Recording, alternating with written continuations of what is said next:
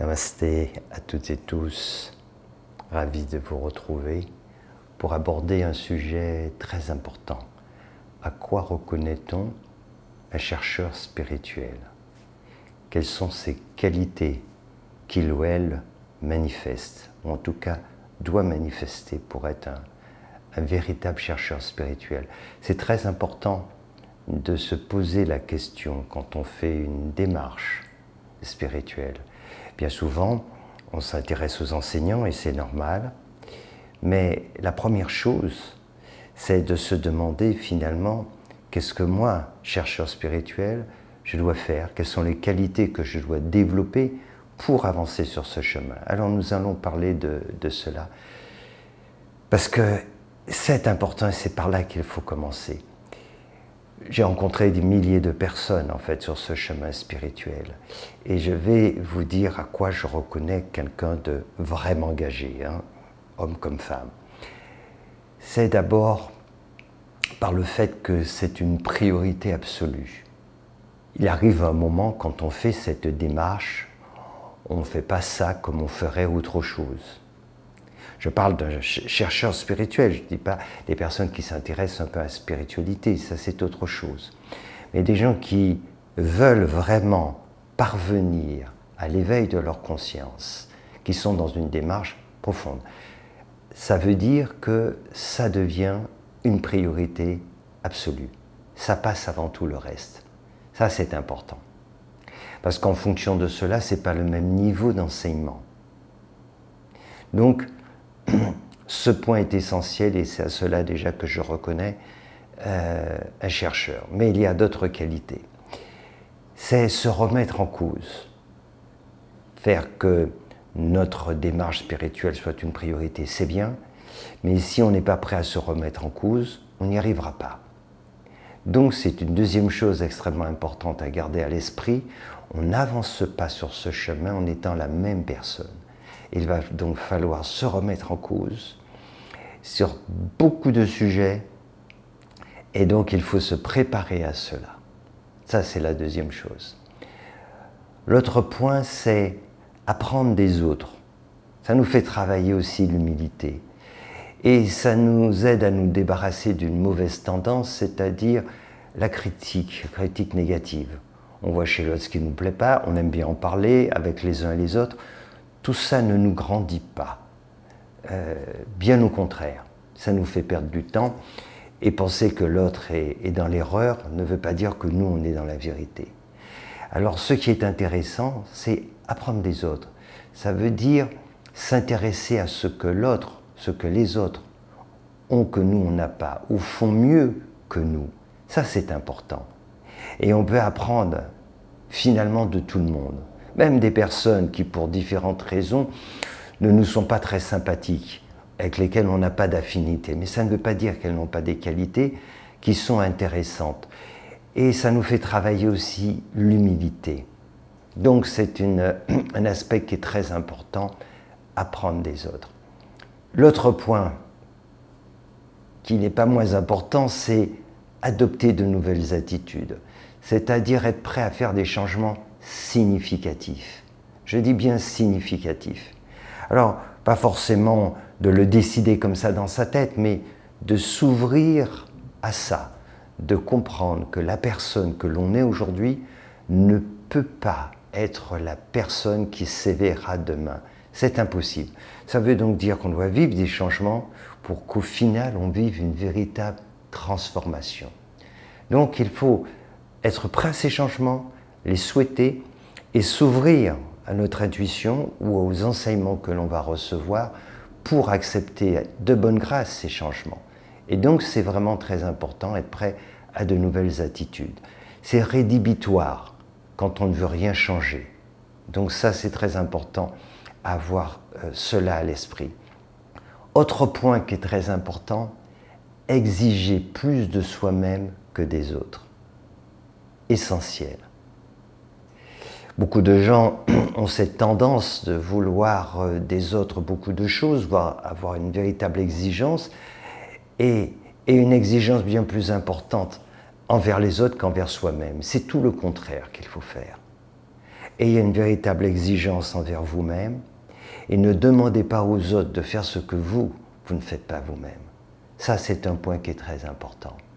Sur ce chemin aussi, ce qui est très important, c'est de s'instruire. Je l'ai remarqué depuis plusieurs années qu'il y avait effectivement beaucoup de personnes qui s'intéressaient à la spiritualité, pour en parler dans un sens large, car on mélange beaucoup de choses, mais qui manquaient vraiment de culture spirituelle, qui ne connaissaient pas des textes de référence, qui ne les avaient pas lus, qui ne les avaient pas étudiés, qui ne connaissaient pas des maîtres aussi reconnus, et ni leur enseignement. C'est un vrai problème, parce que vous n'aurez pas de référence. Et beaucoup de personnes ont comme référence spirituelle, entre guillemets, ce qu'ils voient sur Internet, YouTube, des gens qui se déclarent enseignants, etc., et qui pour certains ont vraiment beaucoup de travail encore à faire. Donc, vous ne pourrez pas vous rendre compte de cela si vous n'avez pas une certaine culture. Donc je recommande vraiment de lire les ouvrages, il y en a beaucoup de références, voilà, de s'intéresser à différents enseignants spirituels, Sri Aurobindo, je pense aussi à beaucoup d'autres. C'est vraiment important de faire cette démarche car ça va vous donner une base. Et sans culture, c'est compliqué parce que vous ne saurez pas faire preuve de discernement. Vous n'arriverez pas à faire la part des choses entre des enseignements qui sont solides et ceux qui vraiment voilà, sont un peu, je dirais, fantaisistes, pour dire les choses comme cela. Autre point important, être attentif aux enseignements de son maître ou de son enseignant spirituel, tout simplement. Très important cela. Or, je peux d'autant mieux en parler que je me rends compte qu'il y a tellement de différences dans l'attention. Il y a quelques personnes qui sont vraiment très attentives et puis il y en a beaucoup qui écoutent d'une oreille distraite. On ne peut pas écouter d'une oreille distraite un enseignement spirituel. Ça ne marche pas. Donc, c'est vraiment important d'y porter de l'attention. Quand on apporte de l'attention, on entend des choses qu'on ne va pas entendre sinon, et puis ça nous interroge ensuite, ça nous met en face à nous-mêmes pour nous dire ok, mais où j'en suis avec cela, etc. Donc l'attention est très importante. Et puis évidemment, l'autre point, mettre en pratique les enseignements que l'on reçoit.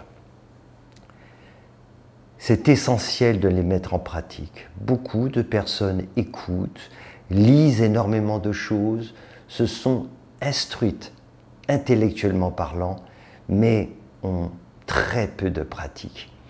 Et ça, c'est pas seulement, je dirais, une perte de temps, c'est plus que cela, c'est un vrai égarement. Parce que plus on aborde la spiritualité de façon intellectuelle, moins on la met en pratique et plus on s'égare.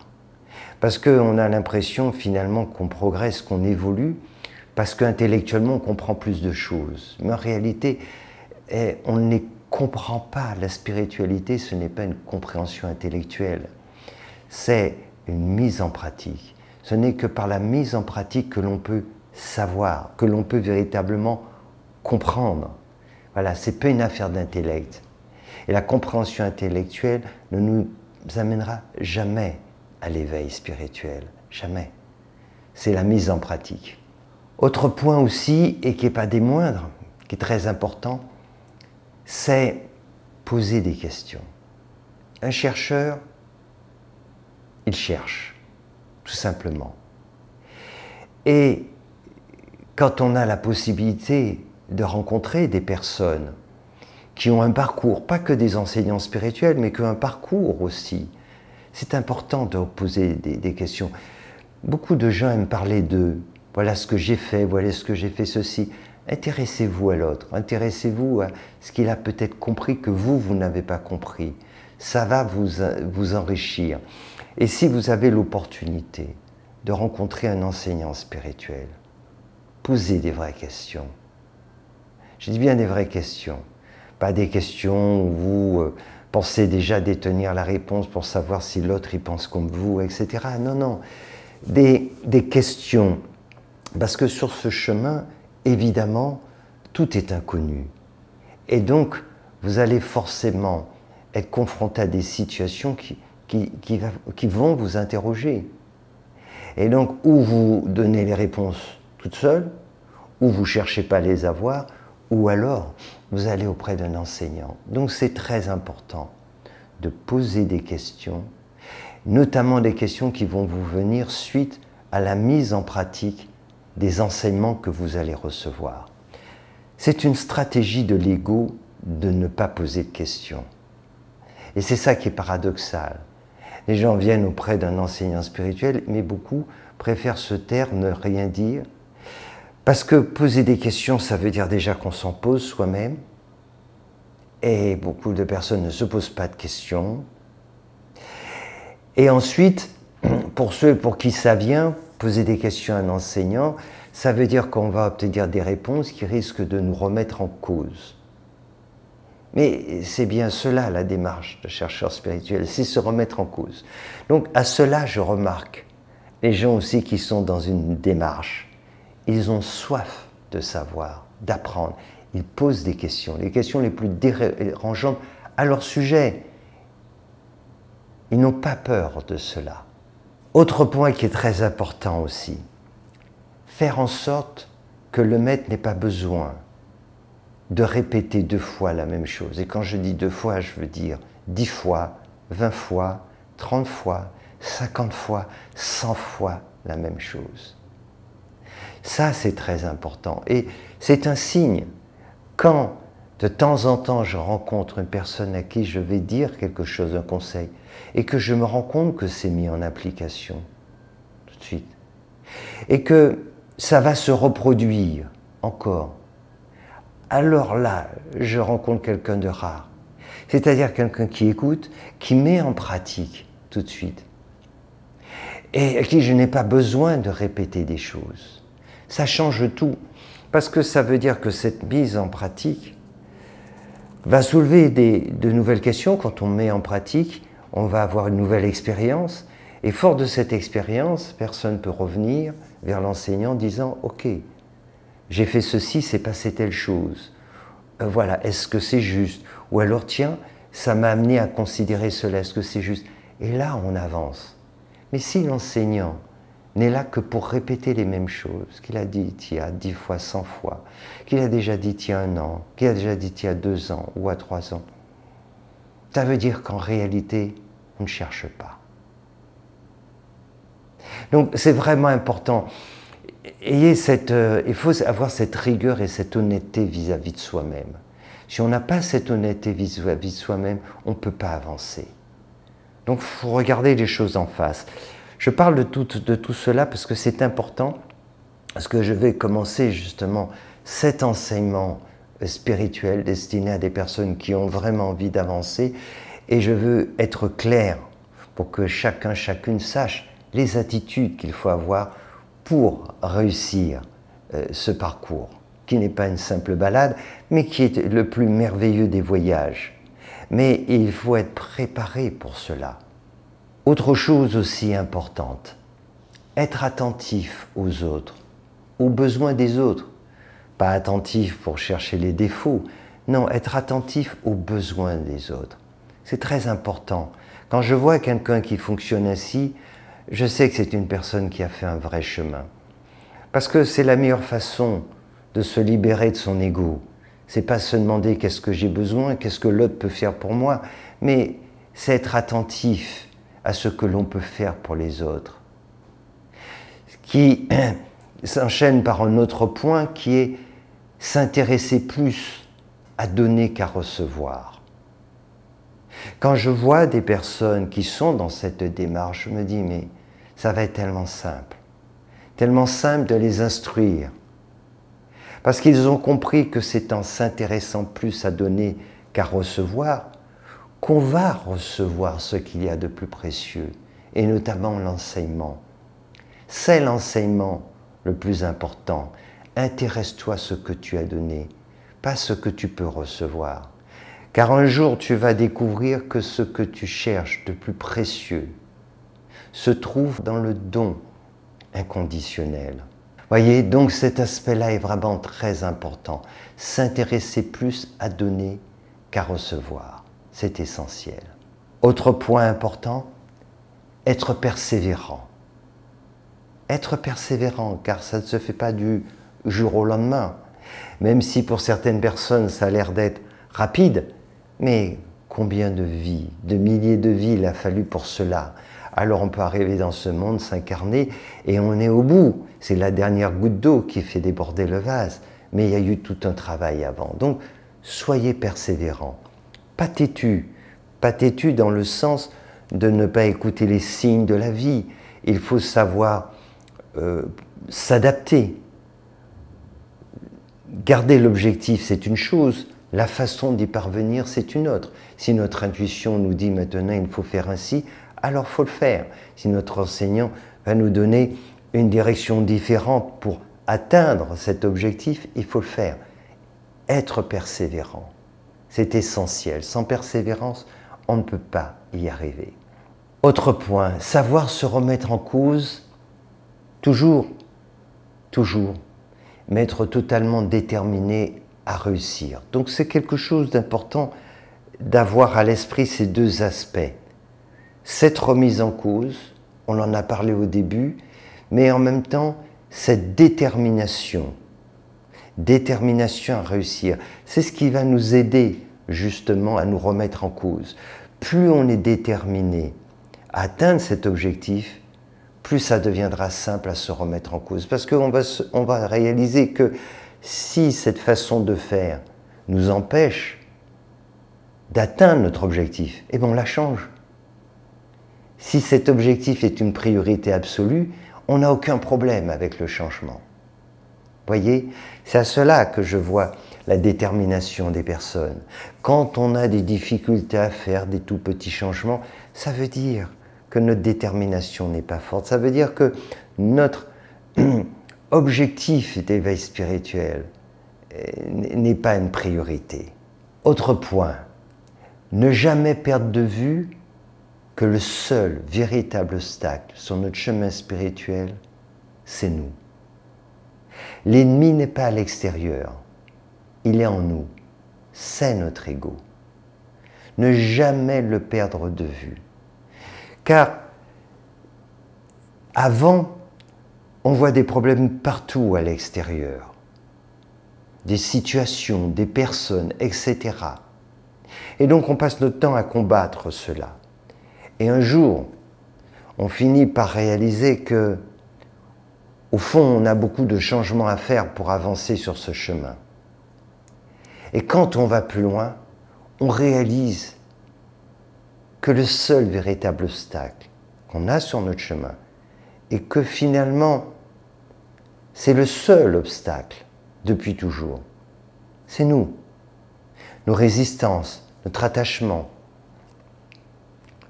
la peur de ceci, le fait de ne pas vouloir se remettre en cause, le fait d'être plus à même de critiquer l'autre que de se remettre soi-même, tout cela vient de nous. L'ennemi n'est pas à l'extérieur, il est à l'intérieur, c'est l'ego. Et si on a compris cela, alors on peut parvenir à cet objectif ultime, transcender cet ego, se libérer de l'ego, parvenir à l'éveil de notre conscience, et à ce moment-là, notre personnalité ne sera plus un ennemi. Il sera au service de notre conscience. Mais tant qu'on n'est pas parvenu à cela, alors il faut rester vigilant. Voilà les conseils que je peux vous donner, et je vous recommande d'être très attentif et de revoir tout cela point par point pour que vous ayez bien à l'esprit ces qualités essentielles que l'on doit avoir sur le chemin de l'éveil, et que si vous voulez parvenir à cet éveil spirituel, alors il est essentiel de développer toutes ces qualités. C'est comme ça qu'un enseignant spirituel peut vraiment vous aider et vous amener là où vous n'imaginez même pas.